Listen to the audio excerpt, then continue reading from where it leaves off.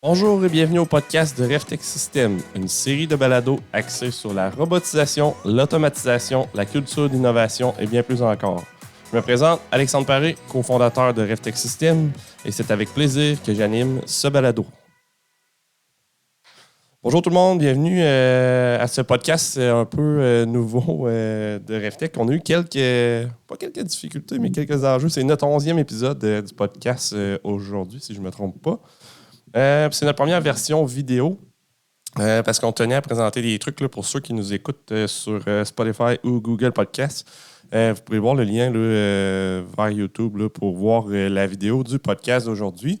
Vous allez remarquer qu'Antoine n'est pas avec moi ce matin. On avait fait le tournage, mais malheureusement, le fait que notre expérience de débutant dans les podcasts et surtout dans les podcasts vidéo a fait en sorte que le son n'a pas fonctionné.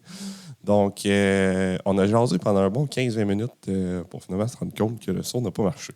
Mais bref, donc je le reprends aujourd'hui, le tournage de ce podcast, qui va être axé vraiment sur... c'est la Tablée Richelieu ce week-end, le 6 mai, ce samedi. La Tablée Richelieu qui est un événement avec le Club Richelieu de Saint-Joseph-de-Beauce, là où RevTech a été fondé, donc où nos racines sont. On continue de s'impliquer dans la communauté de Saint-Joseph. Donc, le Club Richelieu, eux, font la Tablée Richelieu pour ramasser des fonds qui est principalement remis là, à la communauté de Saint-Joseph et les environs, mais qui est surtout remis aux plus jeunes. Donc, nous, on a décidé de s'impliquer cette année dans la tablée comme commanditaire. Puis comme nos jeunes, là, vraiment, le développement de nos jeunes nous tient vraiment à cœur. Puis c'est vraiment comme le futur, il représente notre futur, dans le fond. Bien, on a voulu pousser ça un petit peu plus loin.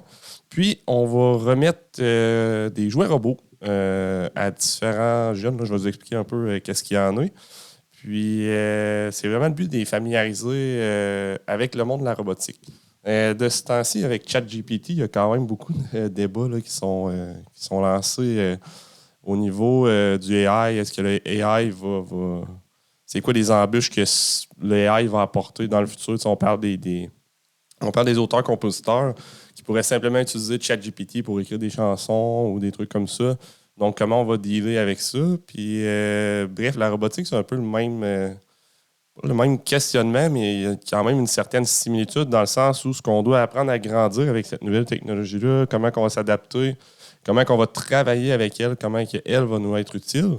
Donc, c'est pour ça qu'on s'est tourné là, vers la jeunesse et qu'on veut leur offrir la possibilité de commencer à un très jeune âge de jouer avec des robots.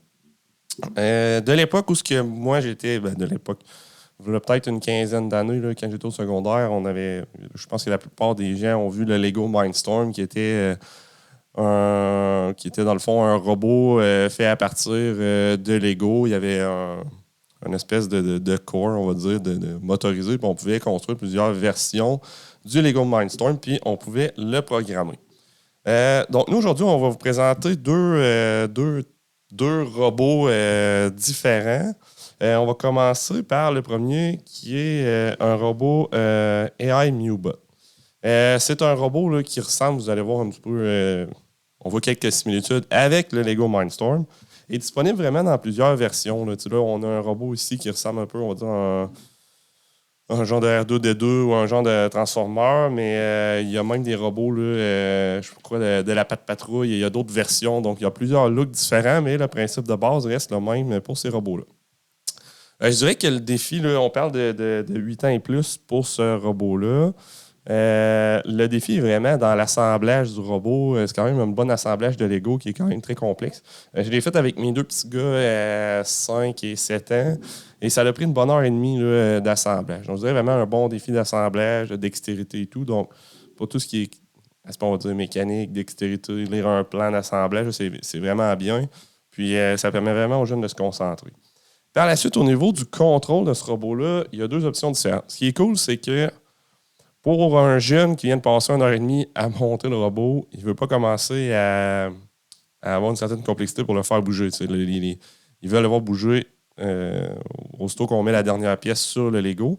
Donc, ce robot-là vient avec une petite manette qu'on peut simplement faire déplacer le robot. Donc, on vient activer le robot ici. Normalement, on active la manette, il y a une connexion qui va se faire. Puis ensuite, on peut déplacer le robot, puis le robot va pouvoir se déplacer. Donc, après 1 heure et demie de travail par un petit gars de 5, 7 ou 8 ou 9 ans, c'est cool de voir notre robot bouger une fois qu'on a fini de l'assembler.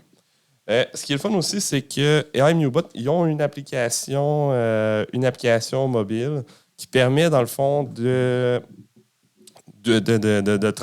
transférer. On a le même principe, on a cette manette-là, mais dans notre téléphone cellulaire. Puis, il y a un onglet programmation, donc on peut aller mettre une certaine logique dans les déplacements. Donc, oui, on peut s'adapter. On peut travailler des séquences de programmation pour mettre un petit peu d'intelligence ou séquencer un peu notre robot dans ses mouvements. Donc, très cool comme petit robot. Là, on parle d'environ une $50 pour ce petit robot-là au niveau Lego. Nous, ce qu'on fait, Revtech, c'est qu'on va faire un concours de dessin. On est curieux, nous, on voit les gens grandir avec les robots.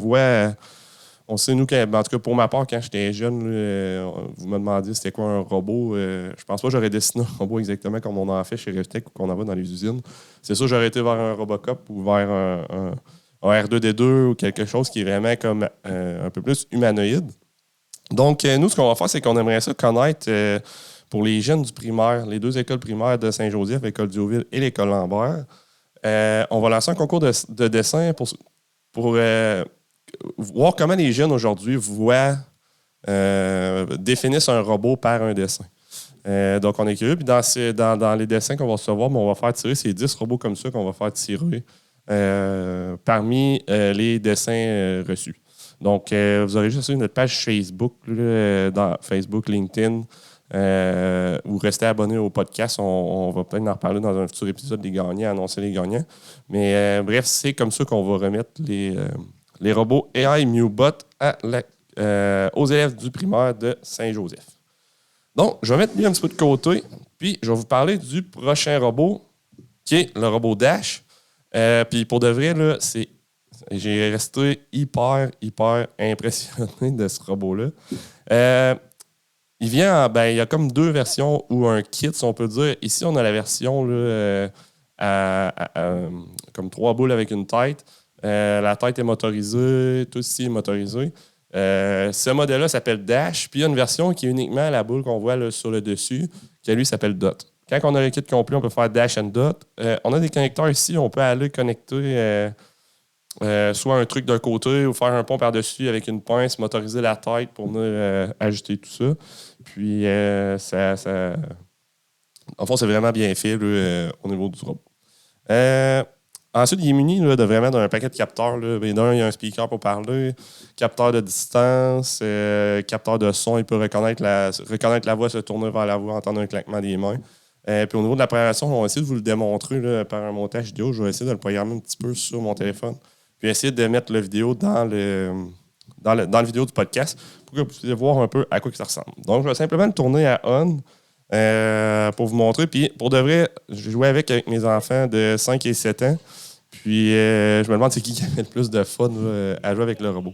Donc, il y a moyen de garder ça super basic pour un enfant en bas âge. Il y a moyen de l'avoir un peu en version manuelle. Mais tout se passe à partir du téléphone ou d'un ordinateur. Mais il y a moyen de l'avoir juste pour le jogger, le promener. Donc, pour un enfant là, de 5-6 ans, c'est beaucoup plus facile. Puis ensuite, il y a des puzzles. On va voir un petit peu comment ça fonctionne pour le contrôler puis apprendre comment le contrôler. Donc, quand on l'a ouvert, on voit le Dash se tourne vers la voix parce que je suis en train de parler. Puis là, il regarde. Là, je sais pas, il est comme en train de... Il est comme juste à on présentement. Donc, il est comme en stand-by en attente d'être programmé. Donc, ce qu'on va faire, c'est que je vais commencer l'enregistrement de mon écran, de mon téléphone, et on va ouvrir l'application qui s'appelle Blocky. Donc, Blocky, c'est l'application à partir duquel on va programmer Dash.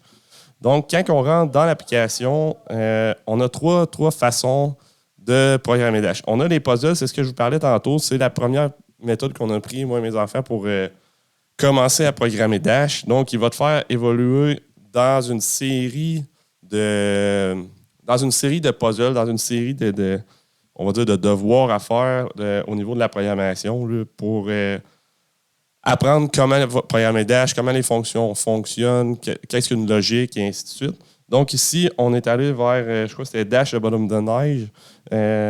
Relie les blocs pour que le motif de l'œil se répète sans cesse en boucle. Il n'est pas nécessaire d'éditer les motifs de l'œil. Donc ici, on regarde, on a des motifs de l'œil, on voit vraiment là, noir, blanc, noir, blanc, noir, blanc. On peut venir vraiment les changer, les varier. Là, même chose de l'autre côté.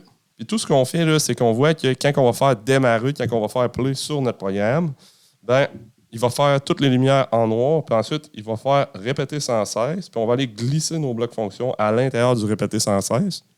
Je vais le tourner vers vous, juste pour être sûr de le voir. Puis ensuite, si on fait play, on va voir qu'il est en train de rouler. Puis je sais pas, la caméra est peut-être pas super, mais on a vu l'œil de Dash bouger.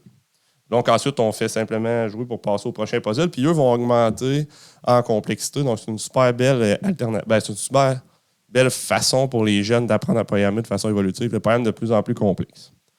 Donc, si on sort un peu du côté puzzle et on revient, on va dire, on veut faire un programme là, à partir de zéro. Donc, on peut s'en retracer, on peut mettre des... Sur YouTube, c'est bourré de vidéos, de défis pour le robot Dash.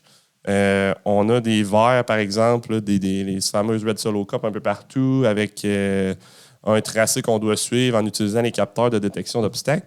Donc, c'est vraiment intéressant. Donc, ce qu'on fait, c'est qu'on va aller chercher un nouveau projet, on va créer un nouveau projet.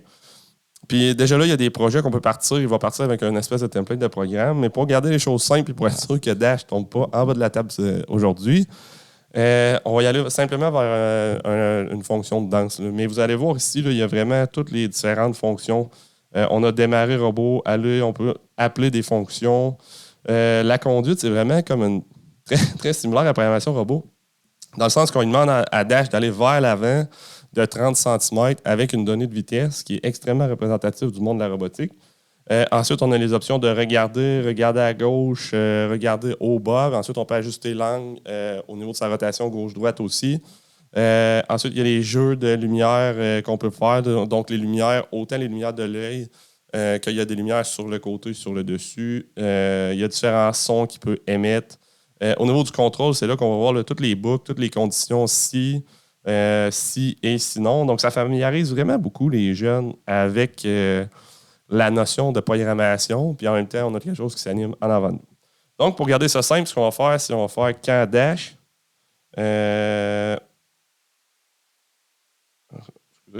Puis, on va le glisser dans la poubelle pour venir démarrer. Non, on est dans contrôle. Attendre que Dash. On va mettre obstacle. Fait que là, on voit ici les différentes options. On va aller avec obstacle devant lui. Qu'est-ce qu'on va faire? C'est qu'on va juste lui faire sa femme une danse. Il y a des blocs fonctions préprogrammés comme ça là, de danse qui sont très intéressantes. Très intéressantes. Qui sont comme déjà préprogrammés, ça donne un peu plus de mouvement, beaucoup plus facile à faire. On va mettre sa danse confiante. Donc ça, c'est sa danse confiante.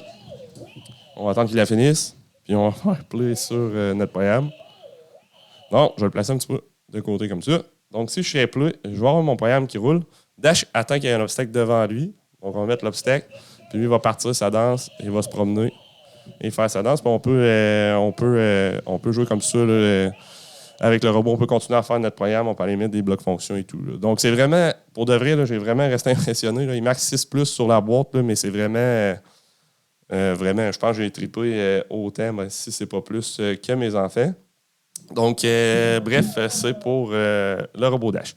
Ce robot-là, quand on a commencé au début, on voulait encore aller vers les écoles primaires pour remettre ce robot-là. Puis, quand j'ai vu qu'on peut tripper vraiment jusqu'à un âge plus grand, même moi, j'ai vraiment aimé jouer avec le robot. On a décidé de remettre 2 robots Dash au programme MSI de l'école secondaire Veilleux. Donc, l'école MSI, Maths, Sciences et Informatique, ils sont venus nous visiter à l'automne dernier avec leur professeur Jean-Pierre Doyon. J'ai parlé avec Jean-Pierre, puis lui, c'est sûr qu'il cherche à sensibiliser les jeunes vers la robotique, vers les technologies. Donc, nous, c'est avec plaisir qu'on remet 2 robots Dash d'une valeur de 500 $ au programme MSI de l'école secondaire Veilleux. Donc, dans les prochaines semaines, là, on va passer en classe. Je vais juste l'arrêter pour pas qu'il Dans les prochaines, on va passer en classe pour remettre 2 robots Dash. Puis je suis curieux, j'ai vraiment hâte de voir. Là, on va essayer de garder, on va garder contact dans le fond avec MSI. On est curieux de voir les défis. Peut-être qu'on pourra leur lancer des défis au niveau de la programmation. Là. On est super contents et on a vraiment hâte de voir ça.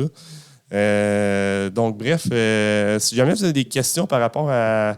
vous êtes soit professeur, vous avez des jeunes qui sont curieux de découvrir la robotique, la programmation et autres, n'hésitez pas à rentrer en contact avec nous au info@revtech6.com, info@revtech, REVTECH, SYS.com.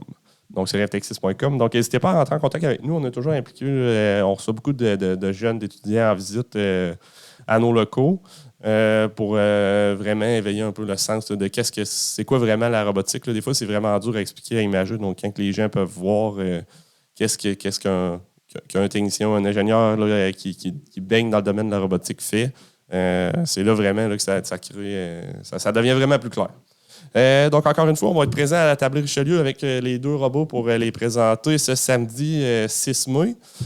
Sinon, pour les podcasts, on va se revoir la semaine prochaine avec les gens de Cyber-Québec. On va parler de cybersécurité, là, qui est un sujet de plus en plus d'actualité là, avec tout ce qu'on voit, là, toutes les données qu'on va mettre dans le cloud, toutes les entreprises qui font un transfert vers le numérique. Ils ont tous des enjeux de cybersécurité, puis c'est un sujet qui est qui peut être assez complexe. Donc, on va vulgariser ça un petit peu, puis on va en parler avec les gens de Cyber-Québec et Antoine la semaine prochaine. Donc, entre-temps, je vous souhaite une super belle semaine. On se revoit, une super belle semaine, et on se revoit la semaine prochaine pour un prochain podcast.